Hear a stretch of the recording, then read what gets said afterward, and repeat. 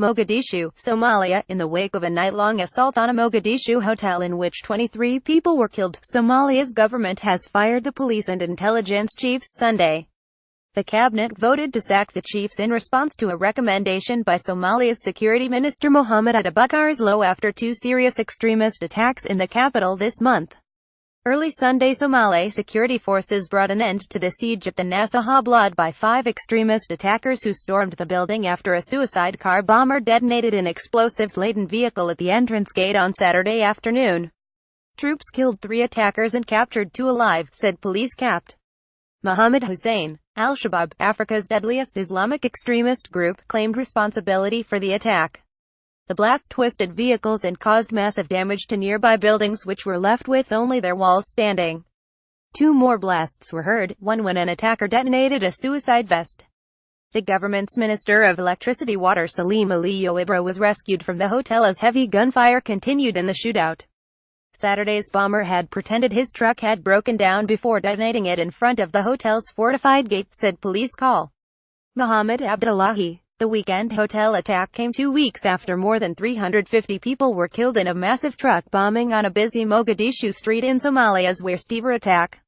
Somalia President Mohamed Abdullahi Mohamed said the new attack was meant to instill fear in Somalis who united after the October 14 bombing, marching in the thousands through Mogadishu in defiance of Al-Shabaab.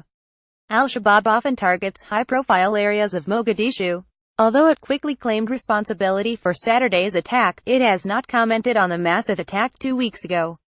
Experts have said the civilian death toll in the earlier bombing was so high that the rebels feared that blast would alienate Somali citizens. Since the blast 2 weeks ago, the president has visited regional countries to seek more support for the fight against Al-Shabaab, vowing a state of war. He also faces the challenge of pulling together regional powers inside his long-fractured country, where the federal government is trying to assert itself beyond Mogadishu and other major cities. The U.S. military also has stepped up military efforts against Al-Shabaab this year in Somalia, carrying out nearly 20 drone strikes, as the global war on extremism moves deeper into the African continent. The U.S. mission in Somalia on Sunday condemned the latest attack, saying the U.S. remains committed to work with our Somali, African Union, and international partners to degrade and defeat terrorism as Somalia continues on a path to stability and prosperity for its people. The 22,000-strong multinational African Union force in Somalia is expected to withdraw its forces and hand over the country's security to the Somali military by the end of 2020. U.S. military officials and others in recent months have expressed concern that Somali forces are not yet ready to take over. The 2 attacks this month have shaken public confidence in the ability of Somali army to take over from the African Union forces. Many in the capital accuse the government of not doing enough to protect them. "We are dying in hundreds now," said Ahmed Nourhashi, a Mogadishu resident. "Who is going to protect us?